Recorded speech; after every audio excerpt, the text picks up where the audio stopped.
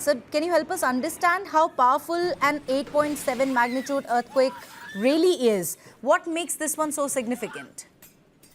See, Neha, 8.7 is major earthquake, and it is very devastating. If it would have happened over land, then there would have been a widespread destruction of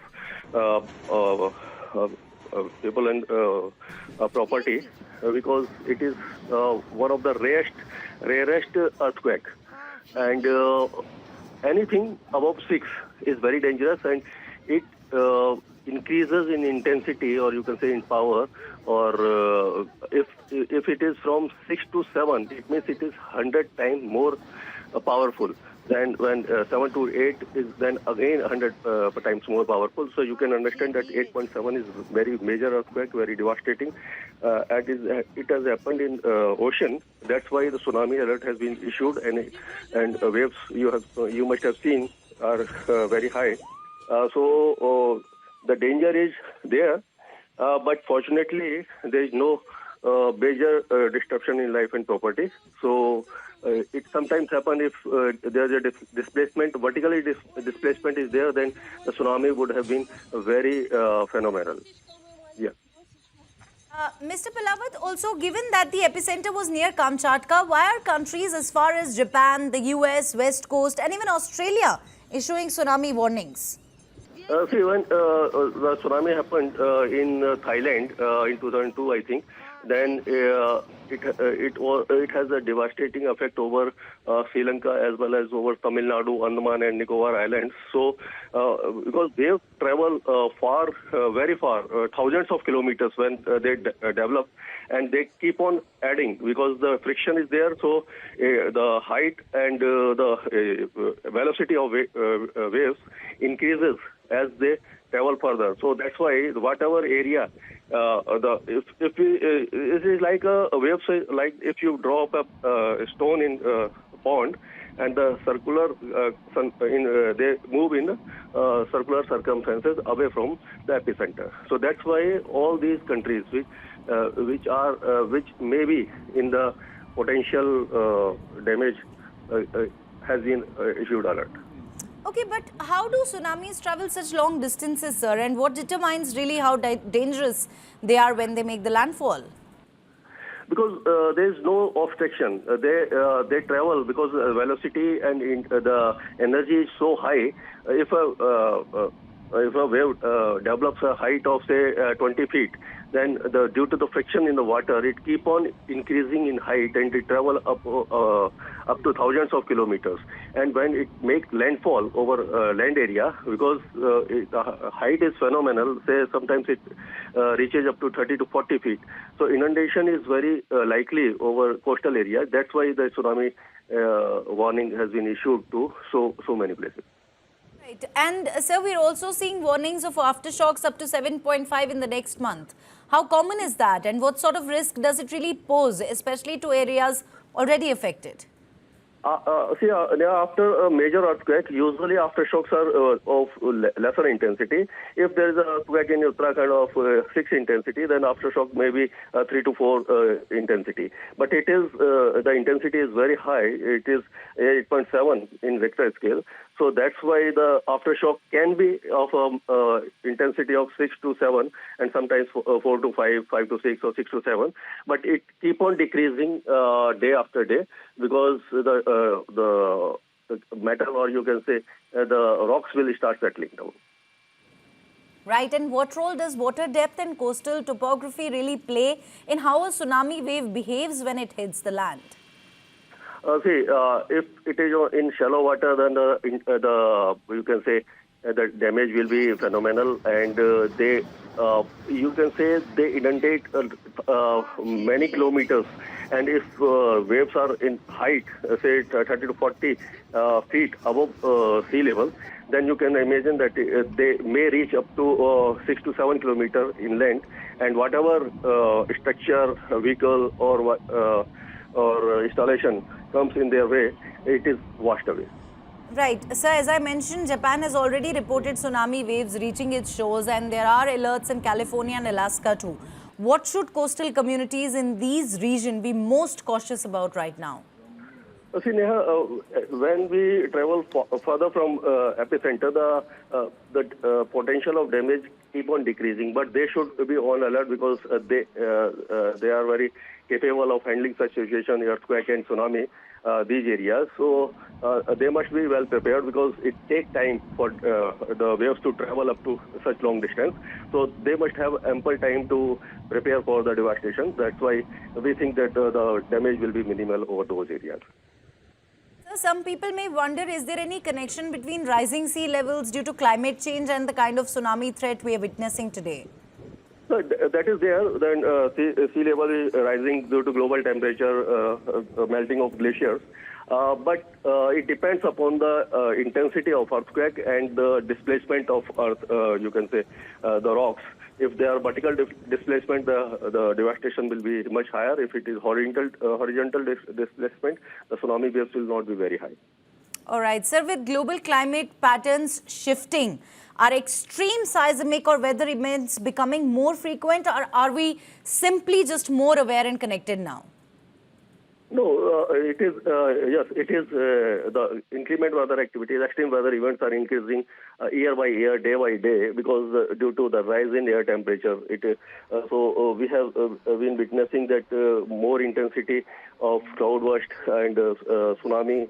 Earthquake is not connected with this. But the intensity and frequency of cyclones and drought, flooding, all these inclement weather events or extreme weather events are increasing. All right, sir. And also, the quake struck near a tectonically active zone. How volatile is the Kamchatka region, and are such large quakes really common? Yes, earthquakes are very common. It lies in the zone 5, seismic zone 5. As we have seen in India, or you can say from Afghanistan to Arunachal Pradesh, from Hindu Kush to Arunachal Pradesh, the foothills of Himalayas are also in zone 5. So there are many technical places where there is joint of tectonic plates, where the seismic zone is almost 5, and frequency of earthquake is very high. And how long does it really take for a tsunami wave to reach distant shores like Hawaii or the US West Coast after an undersea quake like this? See, there are sensors installed over many areas over the sea. So they calculate the height and the velocity of waves. So they send the signal to coastal areas that this is the height and this is the speed of the wave. So they will calculate how much time this particular wave will take to reach that particular destination. But if it is far away, then it may take, say, 2 to 3 hours, which is enough time for administration to get prepared. All right. Let me also ask you this, sir. Does a higher magnitude necessarily mean bigger tsunami waves, or are there other factors at play? Other factors are also at play. The displacement of these rocks, if they are vertically displaced, then tsunami will be much higher. And sometimes there are major earthquakes and there is no tsunami. The tsunami is very less. So many other factors are also in play, apart from the magnitude of earthquake. Right. Sir, we've had extreme heat waves, floods, and now this seismic activity. Is there any pattern or coincidence in how clustered these events really seem? See, there's entirely different phenomena because earthquake is the activity which happens due to the movement of tectonic plates in the lithosphere. But due to climate change, the upper air of, you can say, atmosphere is being impacted. And extreme weathers are on rise, intensity and frequency are also increasing. There is no particular correlation between earthquake and these weather events. However, the weather events which are devastating, like prolonged drought, intense floods, cloudburst, and cold wave, heat wave, they are on rise. Let me also ask you this, while this quake did not impact India directly, should coastal cities here be concerned about distant tsunamis? How vulnerable are we really? No, we are not vulnerable. If it happens in, say, Thailand, Vietnam, these areas, South China Sea, Andaman and Indian Ocean, South Indian Ocean, or in Arabian Sea, then there is a cause of concern for east coast or west coast of the country. Right, sir. And in your years of studying seismic and climate activity, how does this event really rank and what lessons can we draw from it scientifically? See, this is one of the major events. It is very rare phenomena. In thousands of, the ratio is 1:1:1,000. And now the coastal areas, the Japan and many other countries, Vietnam, Thailand, all these countries are well aware of this type of weather phenomena, and they know they are in the seismic zone 5 and 4. So they are well prepared. So, but the countries, because earlier we were not having enough sensors to monitor the seismic waves and the height and velocity of these waves in the ocean. Now we have ample sensors across the globe, so the threat is minimal. But you cannot say for sure that whether the damage to life and property, how much it will be there. So we should be well prepared. Right. Sir, can technology today detect whether a tsunami will be minor or destructive, or is that still a big grey area in forecasting? This is still a gray area, but yes, whenever there is an earthquake in the ocean, so tsunami alert has been issued. This is a protocol, so that's why they are following it. If sometimes it happens that due to the moderate or major earthquake, there is no particular tsunami, but the tsunami alert has to be issued. Sir, we often hear that the first wave is not always the biggest. Can you explain how that really works and why it is so dangerous? It is the fluid friction is into the play. When the wave travels, so initially it will not be very high. When force is exerted on a liquid from behind and there is no momentum further, so it keep on piling. The friction will keep on increasing and wave start increasing in height and speed also. So that is the reason. The initial wave will not be very high, but after say few kilometers or few 100 meters, there will be higher than normal wave. So we can say the significant wave, which is known as, that is the height of this significant wave is 1:100, and every 100 normal also without tsunami also one wave in 100 there will be double the height of normal waves.